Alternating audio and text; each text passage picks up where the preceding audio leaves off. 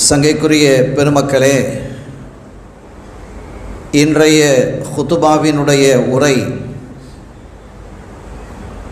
ஆரோக்கியம் என்ற தலைப்பின் கீழ் இன்ஷா அல்லாஹ் அமையும். வல்ல அல்லாஹ் நம்மையும் நம்முடைய சந்ததிகளையும் நம்மை சார்ந்தவர்களையும் ஆரோக்கியத்தோடும் நலத்தோடும் வளத்தோடும் வாழ்வதற்கு தௌஃபீக் செய்வானாக. கொடிய நோய்களை விட்டும் நம்மை பாதுகாப்பானாக. படுக்கையிலேயே நீண்ட காலமாக கிடந்து விடாமல் ஆரோக்கியத்தோடும் சுறுசுறுப்போடும் அவனுடைய கட்டளைகளை வாழ்வியலில் கொண்டு வளமாக நடைபெறுவதற்கு வல்ல அல்லாஹ் தௌஃபீக் செய்வானாக. ஆமீன். சங்கையான பெருமக்களே, நம் இதயவேந்தர் காத்தமுர் ரசூல் முஹம்மதுர் ரசூலுல்லாஹி ஸல்லல்லாஹு அலைஹி வஸல்லம் அவர்கள் குறிப்பிடுவார்கள், ஒரு மனிதனினுடைய பெரும் பாக்கியம் என்பது ஈமான் தான். ஈமானுக்கு மேலாக இன்னொரு பாக்கியம் இல்லவே இல்லை. ஈமான் கொண்டதற்கு பிறகு ஒரு மனிதன் பாவச் சகதிகளில் அவன் உழலுவேனாயானால் ஒருவேளை அல்லாஹ் அவனை தண்டிக்கலாம் அல்லது மன்னிக்கலாம். தண்டனைக்கான காலம் முடிந்ததற்கு பிறகு அவன் சுவனம் செல்வதற்கான வாய்ப்பு இருக்கிறது. ஈமான் எப்போது இல்லையோ அத்தகைய மனிதர்கள் நிரந்தரமாக நரகத்திலேயே தங்க வேண்டிய அவநிலை ஏற்படும். இதில் யாரிடத்திலேயும் மாறுபட்ட கருத்து இல்லை. ஆக ஈமான் தான் ஒரு மனிதனுக்கு கிடைக்கக்கூடிய மகத்தான பாக்கியம். அதுவே உன்னதமானது, அதுவே அருள்களில் சிகரமானது. அத்தகைய அருள் பாக்கியத்தை அல்லாஹ் நம் எல்லோருக்கும் தந்ததற்காக வல்ல அல்லாஹ்விற்கு நெஞ்சம் நிறைந்த நன்றிகளை காணிக்கையாக்குவோமாக. அல்ஹம்துலில்லாஹ் வ ஷுக்ருலில்லாஹ். ஈமான் கொண்டதற்கு பிறகு அடுத்த பாக்கியமானது எது என்பது குறித்து அருள் நபி ஸல்லல்லாஹு அலைஹி வஸல்லம் அவர்கள் இயம்பும் பொழுது ஆரோக்கியம் என்கிறார்கள். ஒரு மனிதன் ஆரோக்கியமாக இருந்தால்தான் அவன் எந்த காரியத்தையும் ஆற்ற முடியும். நம் எல்லோருக்கும் தெரியும், வணக்கங்களில் சிறந்தது தொழுகை என்றது. தொழுகை என்று எல்லோருக்கும் தெரியும், அதுதான் வணக்கங்களில் சிறந்தது. ஆனால் அந்த வணக்கத்தை செம்மையாக, அழகாக, முறையாக நிறைவுபடுத்துவதற்கு ஆரோக்கியம் தேவையா இல்லையா? உடலிலே ஆரோக்கியம் இல்லை என்றால் நின்று தொழ முடியாது, அமர்ந்துதான் தொழ முடியும். அவர் தொழக்கூடியவராக இருந்தால், முறையாக தொழக்கூடியவர் தான், ஒவ்வொரு கூட்டு தொழுகையிலும் கலந்து கொள்ளக்கூடியவர் தான், அதிலும் முதல் சஃபிலே கலந்து கொள்ளக்கூடியவர் தான். ஆனால் நோயில் முடங்கி போய்விட்டால் பள்ளிக்கு வர முடியாது, கூட்டு தொழுகையிலே கலந்து கொள்ள முடியாது, முதல் சஃபிலும் நிற்க முடியாது. ஒரு மனிதர் வசதி வாய்ப்புகளோடு வாழுகிறார், நிறைந்த செல்வத்தை அல்லாஹ் வழங்கி இருக்கிறான். அவர் ஹஜ்ஜுக்கு செல்ல வேண்டும் என்று எண்ணுகிறார். அவருடைய உடல்நிலை அவருக்கு ஒத்து வரவில்லை என்றால் அவரால் ஹஜ் செய்ய முடியுமா என்ன? உம்ரா செய்ய முடியுமா என்ன?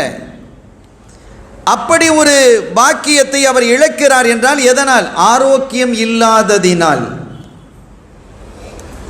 ஒரு மனிதன் பல கற்பனைகளை செய்கிறான், இன்னென்ன காரியங்களை செய்ய வேண்டும். ஒன்று அது வணக்கமான காரியமாகவும் இருக்கலாம், அல்லது ஜாயிஸான ஆகுமான காரியமாகவும் இருக்கலாம்.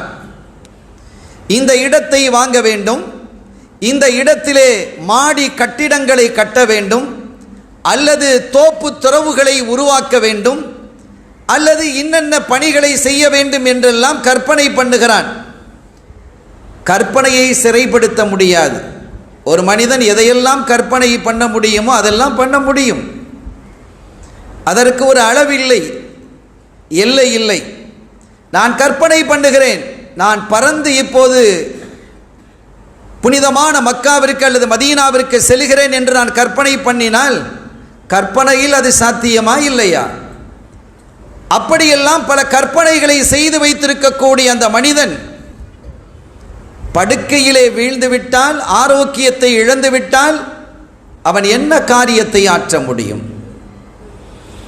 ஆக ஆரோக்கியம் என்பது அருளானது, பாக்கியமானது, ஈமானுக்கு அடுத்தபடியாக மிக உன்னதமானது ஆரோக்கியம்தான் என்கிறார்கள் கண்மணி நாயகம் ஸல்லல்லாஹு அலைஹி வஸல்லம் அவர்கள். நாளை மறு உலகத்தில் ஒரு மனிதனிடத்தில் முதலாவதாக விசாரிக்கப்படுவதும் ஆரோக்கியத்தை பற்றி தான். அல்லாஹ் கேட்பான், உன்னுடைய உடலுக்கு நான் ஆரோக்கியத்தை தரவில்லையா? நல்ல நலமோடு வளமோடு உன்னை வாழ வைக்கவில்லையா?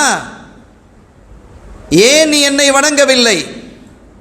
நலத்தோடும் வளத்தோடும் ஆரோக்கியத்தோடும் வாழ்ந்த பொழுதும் ஏன் ஹஜ் செய்யவில்லை, உம்ரா செய்யவில்லை? உன்னுடைய உடம்புக்கு எவ்வளவு பெரிய வலிமையையும் சக்தியையும் ஆற்றலையும் நான் தந்திருந்தேன் என்ற கேள்விதான் முதலாவது எழுப்பப்படும் என்கிறார்கள் கண்மணி ஸல்லல்லாஹு அலைஹி வஸல்லம் அவர்கள். இது குறித்து பிரபல்யமான ஒரு ஹதீத் இருக்கிறது. ஹதீது கிரந்தங்களை நீங்கள் எந்த கிரந்தத்தை தொட்டாலும் தேடினாலும் இந்த ஹதீது கிடைக்கும். அஸ்ஸஹத்து வல் ஃபராகு நிஅமத்தானி மக்பூன ஃபீஹிமா கஸீரும் மினன் நாஸ். இரண்டு அருள் பாக்கியங்கள் இருக்கிறது. ஆனால் அந்த அருள் பாக்கியத்தை மக்கள் பொடுபோக்காக இழந்து விடுகிறார்கள். அந்த பாக்கியத்தை அவர்கள் சரியாக பயன்படுத்துவது இல்லை என்கிறார்கள் கண்மணி ஸல்லல்லாஹு அலைஹி வஸல்லம் அவர்கள். அந்த இரண்டு பாக்கியங்கள் எது தெரியுமா? ஒன்று ஆரோக்கியம், இன்னொன்று ஓய்வு. ஆரோக்கியமாக இருக்கக்கூடிய காலத்தில் நீங்கள் வணங்கக்கூடிய வணக்கத்திற்கும், நோயிலே படுக்கையிலே வீழ்ந்ததற்கு பிறகு நீங்கள் வணங்கக்கூடிய வணக்கத்திற்கும் இடையில் இமாலய வித்தியாசம் இருக்கிறது, பாரிய வித்தியாசம் உண்டு. நோயிலே வீழ்ந்து விட்டால் பயணிக்க முடியாது, சுற்றுலா செல்ல முடியாது, சுகந்தங்களை சுகிக்க முடியாது. ஆனால் இளமையிலே உடல் ஆரோக்கியமாக இருக்கும் பொழுது நீங்கள் எங்கெல்லாம் செல்லலாம், நாடிய இடத்திற்கு நாடிய விதத்திலே நாடிய வாகனத்திலே பிரயாணிக்கலாம் இல்லையா? அந்த காலகட்டத்தில் அந்த ஆரோக்கியமாக இருக்கும் பொழுது நீ வணங்கினாயா? என்னை நினைத்தாயா? என்னுடைய நினைவிலே நீ உன்னுடைய காலத்தை கழித்தாயா? அல்லாஹ் கேட்பான். எனவே இது ஒரு மாபெரும் பாக்கியம். அந்த பாக்கியத்தை பெரும்பாலான மனிதர்கள் இழந்து விடுகிறார்கள் என்கிறார்கள். மக்பூன ஃபீஹிமா கஸீரும் மினன் நாஸ். அந்த இரண்டிலும் மக்கள் பொடுபோக்காக இருக்கிறார்கள், அலட்சியப்படுத்துகிறார்கள் என்கிறார்கள். இன்னொன்று ஓய்வு. ஒரு மனிதனுக்கு ஓய்வு கிடைக்கும் பொழுது அவன் காலத்தை எப்படி கழிக்கிறான்? ஓய்வாக இருக்கிறோம், நூறல்லியா போய் வரலாம். நான் அது ஒரு பாவம் என்று சொல்ல வரவில்லை. அங்கே போய் நாம் 2 நாட்கள் 3 நாட்கள் அந்த ஓய்வை கழித்து விட்டு வரலாம் என்று நினைக்கிறார்கள். அல்லது வேறு எங்காவது செல்லலாம், படகிலே பயணிக்கலாம், கப்பலிலே சுற்றலாம், அல்லது விமானத்திலே வெளிநாடுகளுக்கு சென்று வரலாம். ஓய்வை பயன்படுத்தக்கூடிய விதம் அது. ஆனால் இதெல்லாம் ஒரு மனிதனுக்கு ஆகிரத்தில் மாபெரும் ஏமாற்றத்தை தரும் என்கிறார்கள் அருள் நபி ஸல்லல்லாஹு அலைஹி வஸல்லம் அவர்கள். இது தடை செய்யப்பட்டது ஒன்று இல்லை என்றாலும் கூட அந்த காலகட்டத்தில் இறை சிந்தனையோடு நீங்கள் வாழ்வது என்பது பாக்கியமானது என்கிறார்கள். எனவே இந்த இரண்டையும் சரியான முறையில் நாம் பயன்படுத்தி கொள்ள வேண்டும் என்று அருள் நபி ஸல்லல்லாஹு அலைஹி வஸல்லம் அவர்கள் குறிப்பிடுகிறார்கள். ஸல்லல்லாஹு அலைஹி வஸல்லம் அவர்கள் போதித்துக் கொண்டிருக்கிறார்கள். வெள்ளிக்கிழமை, அது வெள்ளிக்கிழமையிலே ஒரு நேரம் இருக்கிறது. இன்று வெள்ளிக்கிழமை இல்லையா, இன்று ஒரு நேரம் இருக்கிறது என்கிறார்கள். நீங்கள் பிரார்த்திக்கக்கூடிய அந்த பிரார்த்தனையும் அந்த நேரமும் ஒரே நேரமாக இருந்தால் நீங்கள் கேட்டதை உடனடியாக அல்லாஹ் வழங்கி விடுவான். அப்படி ஒரு ஸ்பெஷல் டைம், ஒரு வக்தும் முஅய்யன், ஒரு குறிப்பிட்ட நேரம். அது எந்த நேரம் என்று அவர்கள் குறிப்பிடவில்லை. அந்த நேரத்தை குறிப்பிட்டு விட்டால் அந்த நேரத்தில் கடையெல்லாம் விட்டுவிட்டு மக்கள் பள்ளியிலே இருப்பார்கள். ஆனால் அவர்கள் என்ன கேட்பார்கள் என்பது வேறு. அருமையான பெருமக்களே, அப்படி ஒரு நேரம் இருக்கிறது. அந்த நேரத்தில் நீங்கள் கேட்பதை அல்லாஹ் உடனடியாக அங்கீகரிக்கிறான் என்கிறார்கள். ஒரு மனிதர் எழுந்தார். கால ரஜுலுன், நாயகமே, அந்த நேரத்தில் நான் அல்லாஹ்விடத்தில் என்ன கேட்பது? நான் கேட்பதாக இருந்தால் அந்த நேரத்தை நான் அறிந்து கொண்டால், தெரிந்து கொண்டால் நான் என்ன கேட்கலாம் என்று கேட்ட பொழுது ஃபஸ்அலில்லாஹல் ஆஃபியா, ஆரோக்கியத்தை கேள் என்றார்கள், உடல் நலத்தை கேள் என்றார்கள் ஸல்லல்லாஹு அலைஹி வஸல்லம் அவர்கள்.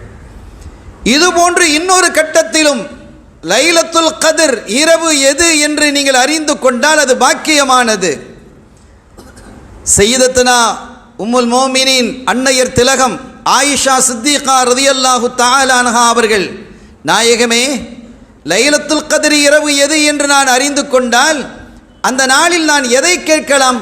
ஃபஸ்அலில் ஆஃபியத்தை யா ஆயிஷா, ஆயிஷா ஆஃபியாவை கேளுங்கள், ஆரோக்கியத்தை கேளுங்கள் என்றார்கள். எவ்வளவு பெரிய பாக்கியமானது! ஆரோக்கியம் இல்லை என்றால் பணிகள் முடங்கி போய்விடும், வணக்கங்கள் குறைந்து போய்விடும், மன உளைச்சல்கள் அதிகமாகிவிடும். எனவேதான் ஆரோக்கியத்தின் மீது இஸ்லாம் மிகுந்த அக்கறை காட்டுகிறது. அருமையான பெருமக்களே, ஆரோக்கியத்தோடு வாழ்வதற்கான வழி என்ன என்பதையும் இஸ்லாம் சொல்லத் தவறவில்லை. ஒரு அழகான மார்க்கம் இது. இந்த மார்க்கம் போன்று உலகத்தில் நீங்கள் எந்த மதத்தையும், எந்த சமயத்தையும், எந்த அமைப்பையும், எந்த இயக்கத்தையும் பெற முடியாது. அருள் மார்க்கம் இது. உங்களினுடைய உடல் நலத்திலும் அக்கறை காட்டும், உள நலத்திலும் அக்கறை காட்டும், துனியாவிற்கும் அக்கறை காட்டும், ஆகிரத்திற்கும் அக்கறை காட்டும்.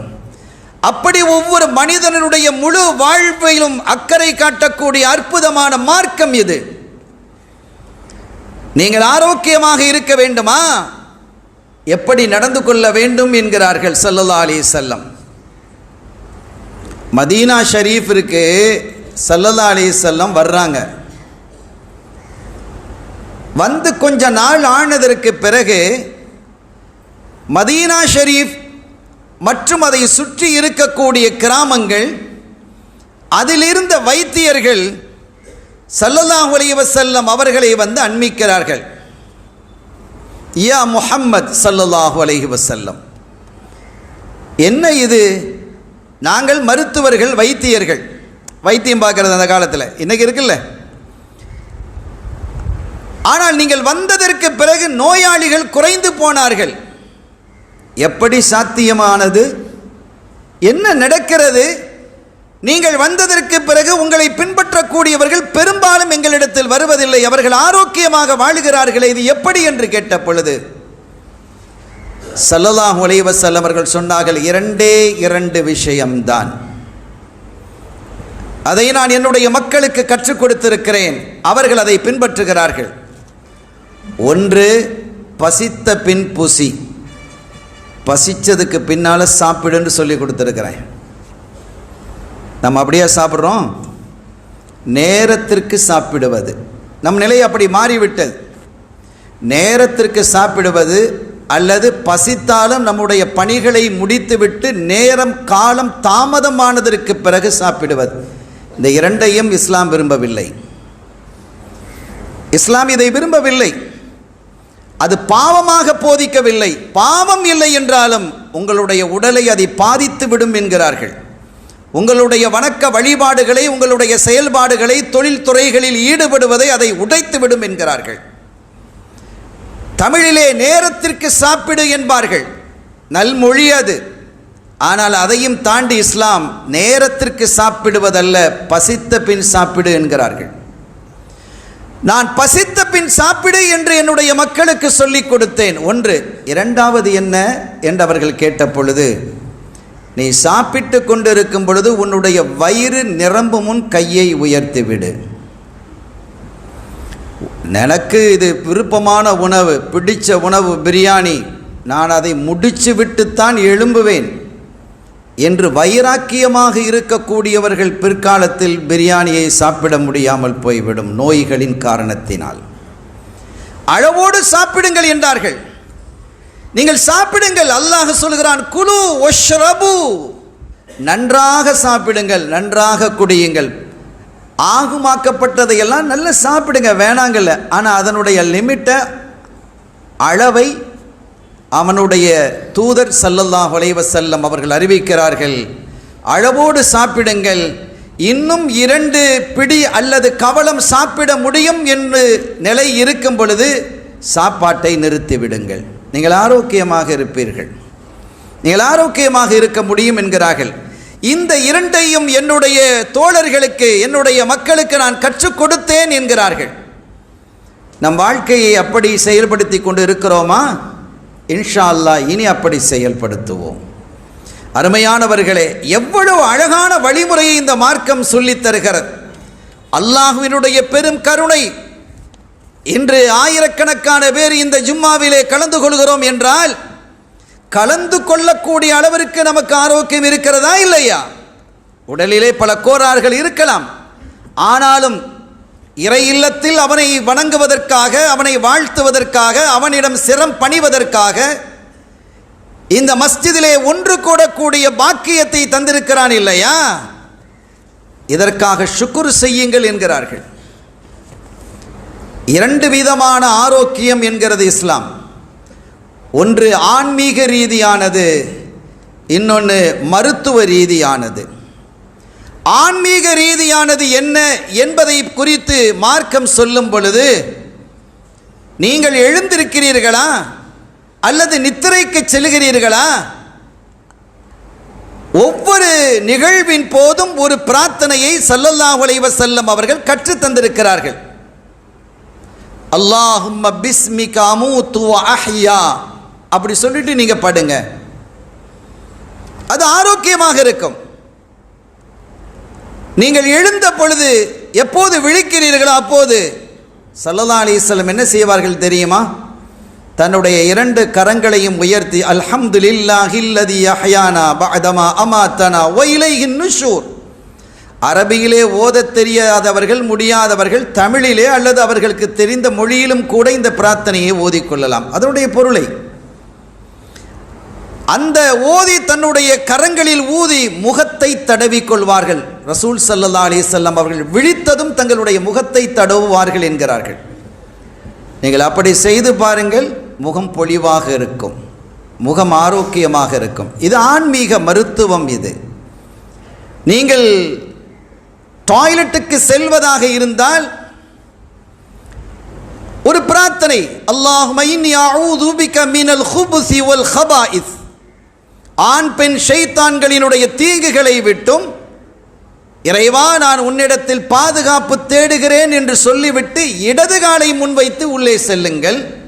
வெளியே வரும் பொழுது வலது காலை முன்வைத்து அதற்கான ஒரு பிரார்த்தனையை ஓதிக்கொள்ளுங்கள் என்கிறார்கள். இதெல்லாம் ஆன்மீக மருத்துவம். இதை சரியாக நாம் செய்து வரும் பொழுது நம்முடைய உடல் ஆரோக்கியமாக இருக்கும். ஒரு காலகட்டத்தில் டாய்லெட் என்றும் பாத்ரூம் என்றும் இப்படியெல்லாம் சொல்லி கொண்டு வந்த நாம் இந்த ஆங்கிலேயர்களினுடைய அந்த பழக்கத்திற்கு எப்படி அடிமையாக இருக்கிறோம் என்று பாருங்கள். அதற்கு இப்போது பெயர் ரெஸ்ட் ரூம். எவ்வளவு கேவலமான ஒரு வார்த்தை இது! ஓய்வு எடுக்கும் அறையாது, அது ரெஸ்ட் எடுக்கக்கூடிய ரூம். அது அந்த வார்த்தையை பிழை அல்லவா? அது எப்படி பழகி போயிருக்கிறோம் நாம். நான் அந்த செய்திக்குள் நான் விரிந்து செல்லவில்லை. இப்படியெல்லாம் சில தவறுகளும் வார்த்தைகளிலும் இருக்கிறது என்பதை நான் சுட்டுகிறேன். போகிற போக்கில், பேசுகிற பேச்சில். சங்கைக்குரிய பெருமக்களே, எனவே இது ஆன்மீகமான மருத்துவம். இவையெல்லாம் நாம் சரியாக செய்து வருவோமையானால் நம்முடைய உடல் பெரும் பாதிப்புக்குள் ஆகாது. அன்னையர் திலகம் ஆயிஷா ரலியல்லாஹு தஆலா அன்ஹா அவர்கள் சொல்லுகிறார்கள், ஸல்லல்லாஹு அலைஹி வஸல்லம் அவங்க இரவில் நித்திரைக்கு செல்லும் பொழுது என்னென்ன சூறாக்களை ஓதுவாங்க. ஆயத்துல் குர்சி, ஃபாத்திஹா, குல் அல்லாஹு அஹத், குல் ரப்பில் ஃபலக், குல் ரப்பின் நாஸ், சில இதுகளை பல ரிவாயத்துக்கள் வருகிறது. ஏதாவது ஒன்றை நாம் என்ன செய்யலாம், எடுத்துக்கொள்ளலாம். 10 முறை குறைந்தபட்சம் ஸலவாத்து ஓதுங்கள் என்கிறார்கள். சுப்ஹானல்லாஹ், அல்ஹம்துலில்லாஹ், அல்லாஹ் அக்பர் 33 முறை ஓதி படுங்கள் என்கிறார்கள். இப்படி பல விஷயங்கள் வருகிறது. ஸல்லல்லாஹு அலைஹி வஸல்லம் அவர்கள் அந்த ஔராதை ஓதிவிட்டு, அவர்கள் ஓதக்கூடியதை ஓதிவிட்டு தங்களுடைய கரத்திலே ஊதி உச்சி முதல் உள்ளங்கால் வரை கைகள் எங்கெல்லாம் எட்டுகிறதோ அங்கெல்லாம் தடவுவார்கள். மணிக்கணக்காக இருந்து டிவியை பார்க்கக்கூடிய நமக்கு, படுத்துக்கொண்டே ஃபோனை மொபைலை தடவி கொண்டு இருக்கக்கூடிய நமக்கு ஒரு சில நிமிடங்கள் ஓதி நம் கரத்தில் ஊதி தடவுவதற்கான அவகாசம் இல்லை. இந்த சமூகம் எதை நோக்கி பிரயாணிக்கிறது? நாம் எங்கே பிரயாணிக்கிறோம்? எவ்வளவு அழகான எளிய ஒரு ஆரோக்கியத்தை நமக்கு ஸல்லல்லாஹு அலைஹி வஸல்லம் அவர்கள் கற்றுத் தந்திருக்கிறார்கள். இஷா தொழுகைக்கு பிறகு உலக விஷயங்களை பேசாதீர்கள் என்கிறார்கள். அப்படி உலக விஷயம் பேச வேண்டாம், கதைகளை கதைக்க வேண்டாம் என்கிறார்கள். ஆனால் ஒரு விஷயத்தை பேசினால் அது தடையில்லை, தவறு இல்லை என்கிறார்கள். என்ன விஷயம் தெரியுமா? மனைவியோடு பேசுவது. ஒரே படுக்கையில் அமர்ந்து கொண்டு படுத்துக்கொண்டு மனைவி ஒரு பக்கம் ஆண்ட்ராய்டு ஃபோனில், கணவர் இன்னொரு பக்கம் மொபைலில். இதெல்லாம் இஸ்லாமிய கலாச்சாரத்திற்கு அப்பாற்பட்டது. நான் செய்திக்கு வருகிறேன். ஆக நம்முடைய உடலிலே இவைகளையெல்லாம் ஓதி தடவினால் மிகப்பெரிய ஆரோக்கியம் கிடைக்கும் என்கிறார்கள்.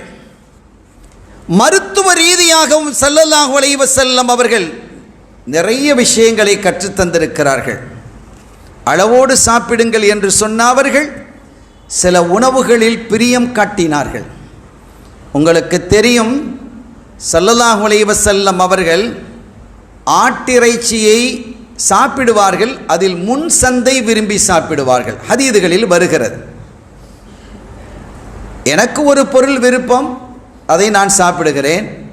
உங்களுக்கு ஒரு பொருள் விருப்பம், அதை நீங்கள் சாப்பிடுகிறீர்கள். இதுபோன்று ரசூலுல்லாவுக்கு ஒரு பொருள் விருப்பம், அதை சாப்பிடுகிறார்கள் என்று அந்த பார்வையில் நபிகளை நீங்கள் பார்க்கக்கூடாது. உலக மொத்தத்திற்குமான தலைவர், மருத்துவர்களுக்கான தலைவர், விஞ்ஞானிகளுக்கான தலைவர், ஆசிரியர்களுக்கான தலைவர், பெற்றோருக்கான தலைவர், வியாபாரத்திற்கான தலைவர், விவசாயத்திற்கான தலைவர், எல்லாவற்றுக்குமான தலைவர் அவர்கள். அவர்களுக்கு அது விருப்பம், அதனால் அவர்கள் சாப்பிட்டார்கள் என்று நீங்கள் எடுத்துக்கொண்டால் அது பிழை. அவர்கள் அதை சாப்பிடுகிறார்கள் என்றால் இந்த உம்மத்திற்கு அது வழிகாட்டுதல். லக்கத் கான லக்கும் ஃபீ ரசூலில்லாஹி உஸ்வத்துன் ஹஸனா. அல்லாஹ் சொன்னான், என் ஹபீபிடத்தில் உங்களுக்கு அழகான முன்மாதிரி இருக்கிறது என்கிறான். அவர்களினுடைய வாழ்வின் ஒவ்வொரு போங்கும் ஒவ்வொரு பகுதியும் இந்த சமூகத்திற்கு நலன் வழங்கக்கூடியது, நலனை வழங்கக்கூடியது, ஆரோக்கியத்தை தரக்கூடியது. இன்றைய ஆய்வாளர்கள் ஆட்டு இறைச்சியினுடைய முன் சந்தை ஏன் அவர்கள் விரும்பி சாப்பிட்டார்கள் என்ற ஒரு கேள்வியை எழுப்பி ஆய்வு செய்த பொழுது என்ன ஆச்சரியம் தெரியுமா? அதில் கொலஸ்ட்ரால் 0, கொலஸ்ட்ராலே இல்லை என்கிறார்கள். புரிகிறதா நமக்கு? என்ன, ஸல்லல்லாஹு அலைஹி வஸல்லம் அவர்கள் ஒரு விருந்திலே கலந்து கொள்கிறார்கள். என்ன வகை வகையான விருந்துகள் படைக்கப்படுகிறது. ஹைர், அந்த விருந்திலே ஒரு வாளி இருந்தது, இறைச்சி வாளி. அது சால்னாவோடு இருந்தது, அகப்பையும் அதில் இருந்தது. செய்தனா அனஸ் ரலியல்லாஹு தஆலா அன்ஹு அவர்கள் அறிவிக்கிறார்கள், ஸல்லல்லாஹு அலைஹி வஸல்லம் அவர்கள் தன்னுடைய திருக்கரத்தால் அந்த வாளிக்குள் இருக்கக்கூடிய அகப்பையிலே அதை கையிலே எடுத்து வாளியிலே இருக்கக்கூடிய அந்த இறைச்சியோடு போடப்பட்டிருக்கக்கூடிய சுரைக்காய் துண்டுகளை எடுத்து தன்னுடைய தட்டிலே வைத்து சாப்பிட்டார்கள். ரசூலுல்லாவுக்கு சுரைக்காய் பிடிக்கும். ஆமாம், அது அவர்களுக்காக பிடித்ததல்ல, நமக்காக அது அவர்களுக்கு பிடித்தது. இந்த உம்மத்திற்காகவே அதை சாப்பிட்டு காட்டினார்கள். வெஜிடபிளில், காய்கறிகளில் கொலஸ்ட்ராலை கட்டுப்படுத்தக்கூடிய ஓரிரு காய்கறிகள் உண்டு, வெஜிடபிள்ஸ் உண்டு. அதில் முதலாவது இடம் சுரைக்காய். என்ன புதினமானது! எல்லா வகையான மருத்துவத்தையும் இந்த சமூகத்திற்கு கற்றுத்தந்து முழுமையான ஆரோக்கியத்தோடு வாழ்வதற்கான எல்லா வழிகாட்டுதலையும் தந்தவர்கள் வல்லலம் கண்மணி முஹம்மதுர் ரசூலுல்லாஹி ஸல்லல்லாஹு அலைஹி வஸல்லம் அவர்கள். எனவே நாம் ஆரோக்கியத்தை அல்லாஹ்விடத்தில் கேட்க வேண்டும் என்கிறார்கள். இரவிலே நின்று வணங்குங்கள், அலைக்கும் பிகியாமில் லைல். இரவிலே நின்று வணங்குங்கள். இன்னைக்கு இரவு நின்று வணங்குறது இல்லை. இரவில் யாரும் பெரும்பாலும் நிறைய மக்கள் தூங்குறதே இல்லை. அவங்க தூங்குறதெல்லாம் பகலில் தான், இரவில் ஃபோனோட. நான் மிகைப்படுத்தி சொல்லவில்லை என்றே கருதுகிறேன்.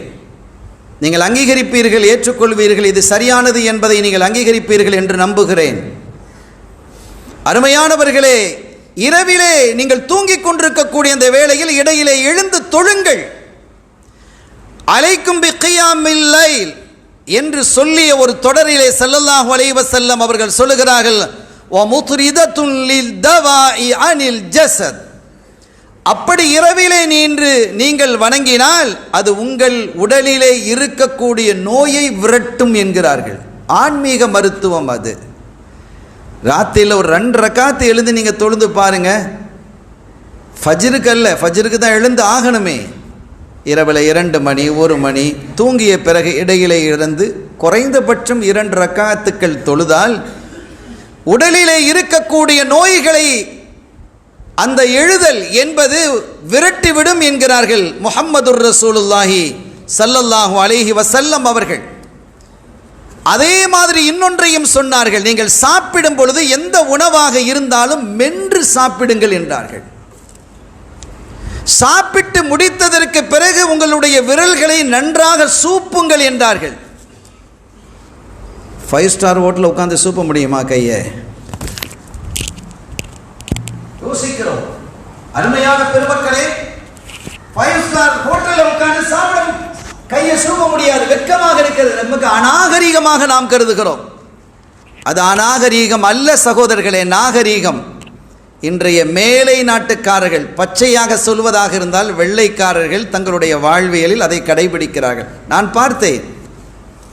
சில நாடுகளுக்கு நாம் சென்றிருந்த பொழுது நம் மக்கள் சாப்பிட்டதற்கு பிறகு, நம் மக்கள்லாம் சாப்பிட்றது கரண்டியால, ஸ்பூன்.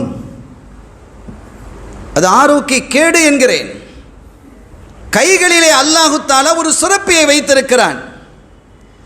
நீங்கள் கையால் சோறு அல்லது ஏதாவது ஒரு உணவு அதில் கையை விட்டுட்டா அது கெட்டு போதா இல்லையா? புளித்து போய் விடுகிறது. புளிக்க வைக்கும் சக்தி கைகளுக்கு உண்டு.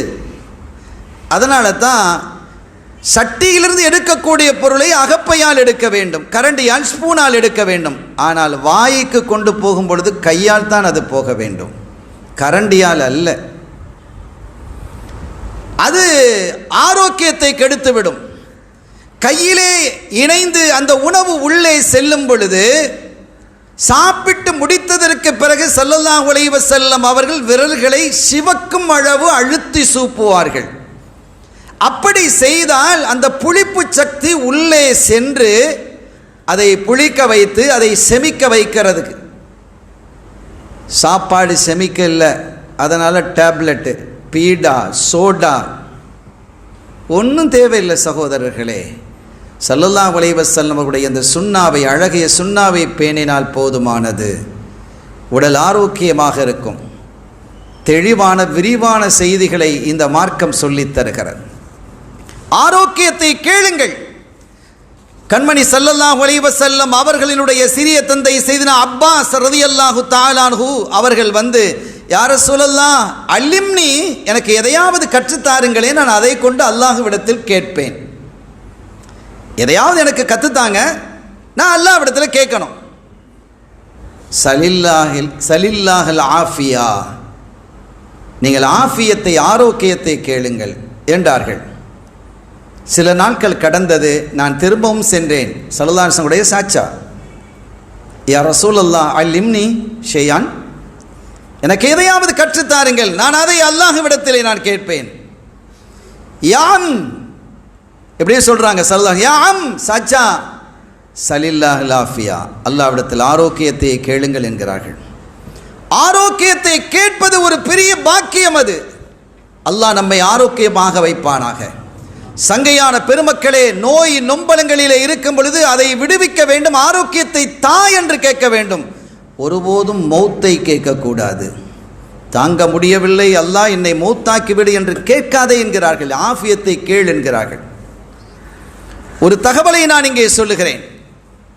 பொதுவாக ஸல்லல்லாஹு அலைஹி வஸல்லம் அவர்கள் தன்னுடைய சபைக்கு யாராவது 3 நாட்கள் வரவில்லை என்றால், எத்தனை 1000 பேர் வந்தாலும் சரி, 100 பேர் இருந்தாலும் சரி, எத்தனை பேர் இருந்தாலும் சரி, யார் வரலைங்கிறது, அட்டெண்டன்ஸ் கொடுக்கலைங்கிறது அவங்களுக்கு தெரியும். அப்படி ஒரு தனித்தன்மையும் ஆற்றலையும் அல்லாஹ் அவர்களுக்கு வழங்கி இருந்தான். 3 நாள் தொடர்ந்து வரவில்லை என்றால் இவர் ஏன் வரவில்லை என்று கேட்பார்கள். யா ரசூலல்லாஹ், அவர் வெளியூர் போயிருக்கிறார், துஆ செய்வாங்க. அவர் நோயாக இருக்கிறார் என்றால் உடனடியாக விசாரிக்க போயிடுவாங்க, வாங்க நம்ம போயிட்டு வரலாம். அவரை போய் நோய் விசாரிப்பது என்பது ஒரு பெரிய இபாதத். நான் அதை நலன் விசாரிப்பதை குறித்து நான் இங்கே பேசுவதற்கு அவகாசம் இல்லை. சுருக்கமாக சொல்வேன், நோயாளிகளை நீங்கள் பார்க்க சென்றால் ரொம்ப நேரம் அவங்களோட இருக்காதீங்க. அவங்களுடைய நெற்றியிலே கை வைப்பது சுன்னத்து. ஆணாக இருந்தால் ஆணினுடைய நெற்றியில், பெண்ணாக இருந்தால் பெண்ணுடைய நெற்றியில் மாறி வைக்கக்கூடாது. அப்படி நெற்றியிலே கை வைத்து விட்டு அவருக்காக ஒரு துஆ செய்து விட்டு நாம் சொல்ல வேண்டும், எங்களுக்காக துஆ செய்யுங்கள் என்று. ஏன் தெரியுமா? ஸல்லல்லாஹு அலைஹி வஸல்லம் சொல்றாங்க, அவருடைய பிழை மன்னிக்கப்பட்டவர், அவருடைய பிரார்த்தனை அங்கீகரிக்கப்பட்டவர் என்று நோயாளியிடம். இப்போ நோய் என்பதே நமக்கு ஒரு நியமத்து என்பதை விளக்குகிறார்கள். நோய் ஏற்பட்டால் அதுவும் நம்முடைய பாவத்தை போக்குகிறது. ஆனால் ஆரோக்கியத்தோடு இருந்தால் நிறைந்த அமல்களை, இறை வணக்கத்தை செய்ய முடியும் என்கிறார்கள். இப்படி ஒரு முறை ஒரு மனிதரை, அன்சாரி தோழரை காணவில்லை. ஏன் இவரை காணவில்லை என்று சொல்லும் பொழுது, யா ரசூலல்லாஹ், கடும் நோயால் அவர் பாதிக்கப்பட்டிருக்கிறார். எப்படி ஆகிவிட்டார் தெரியுமா? ஒரு பறவையினுடைய குஞ்சை போன்று சிறுத்து போய்விட்டார். அப்படியா? வாருங்கள் போய் பார்க்கலாம். ஸல்லல்லாஹு அலைஹி வஸல்லம் அவர்கள் அதிர்ந்து போனார்கள் அவரை பார்த்து. நான் ஒரு உதாரணத்திற்கு சொல்லுகிறேன். நம்முடைய நண்பர், நல்ல திடகாத்திரமான ஒரு நண்பர், 82 கிலோ இருந்தவர், சுகமில்லாமல் போய்விட்டார். கேள்விப்பட்டு அவரை பார்க்க போகிறோம். 25லிருந்து 30 கிலோவுக்கு அவர் குறைந்திருந்தால் நமக்கு எப்படி இருக்கும்? அப்படி இருந்தார்கள் அந்த சஹாபி. திகைத்து போய் கேட்டார்கள், என்ன நடந்தது? என் அருமை தோழரை, என்ன நடந்தது என்று கேட்டார்கள். யா ரசூலல்லாஹ், ஒரு நாள் உங்களுக்கு பின்னால் நான் மக்ரிபை தொழுதேன். அல் காரிஅத்து மல் காரிஆ, கியாமத்தினுடைய பயங்கரம், அதை பற்றிய வசனத்தை நீங்கள் ஓதிய போது எனக்கு உடலெல்லாம் நடுங்கியது, அச்சமானது. இறைவா, மறு உலகத்தில் என்னை தண்டித்து விடாதே, அதற்கு பகரமாக இந்த உலகத்தில் வேணுமானா என்னை தண்டிச்சுக்கோன்னு நான் கேட்டேன். அல்லாஹ் என்னை இப்படி ஆக்கிவிட்டான். குல்த, நீங்கள் சொன்ன அந்த வார்த்தை இருக்குதே, ஏன் இப்படி கேட்டீங்க? ஸல்லல்லாஹு அலைஹி வஸல்லம் அவர்கள் சொன்னார்கள், லபிஸ மா குல்த, நீங்கள் சொன்ன விஷயம் கேடான விஷயம், நல்ல விஷயமே அல்ல. அல்லாஹ்ட்ட அப்படியே பிரார்த்திக்கிறது, அப்படி நீங்கள் பிரார்த்திக்க கூடாது. அல்லாஹ் சஅல்தல்லாஹ அன் யுஅதியக ஃபித் துன்யா ஹஸனா வ ஃபில் ஆখিরাতি ஹஸனா வ யுகீக அஸாபன் நார். இறைவா, இந்த உலகத்திலும் ஆரோக்கியத்தை, மறு உலகத்திலும் ஆரோக்கியத்தை தந்து நரகத்தை வெற்று காப்பாற்று என்றல்லவா நீங்கள் கேட்கணும். அது என்ன நீங்கள் அதாபை கேட்குறீங்க? அதாபை கேட்காதீங்க, அல்லாஹுடைய அதாபை ஒருபோதும் நீங்கள் கேட்கக்கூடாது என்றார்கள். அந்த சஹாபியும் அப்படியே அதை புரிந்து கொண்டு ஹசனா என்ற அந்த ஆரோக்கியத்தை கேட்டார்கள். ரப்பனா ஆத்தினா ஃபித் துன்யா ஹசனா என்பதற்கு பெரும்பாலான அறிஞர்கள் அது ஆரோக்கியம் என்கிறார்கள். அதற்கு பிறகு அந்த சஹாபிக்கு முழுமையான ஆரோக்கியம் கிடைத்தது. வல்ல அல்லாஹ் நம்மை ஆரோக்கியமாக வாழச் செய்வானாக, நம் பவ பிழைகளை மன்னிப்பானாக, குறைகளை மறைப்பானாக, இங்கே கூடியிருப்பதை அல்லாஹ் அங்கீகரிப்பானாக, அவனுடைய பேரருளில் என்னையும் உங்களையும் நம்மை சார்ந்தவர்களையும் ஒன்றிணைப்பானாக. ஆரோக்கியத்தோடு வாழ்ந்து அவனை வணங்கி வாழ்த்தி அவன் சமூகம் ஆரோக்கியமாக சேருவதற்கு அல்லாஹ் அருள்வாளிப்பானாக. பிஹக்கி ஹபீபிஹி ஸல்லல்லாஹு அலைஹி வஸல்லம்.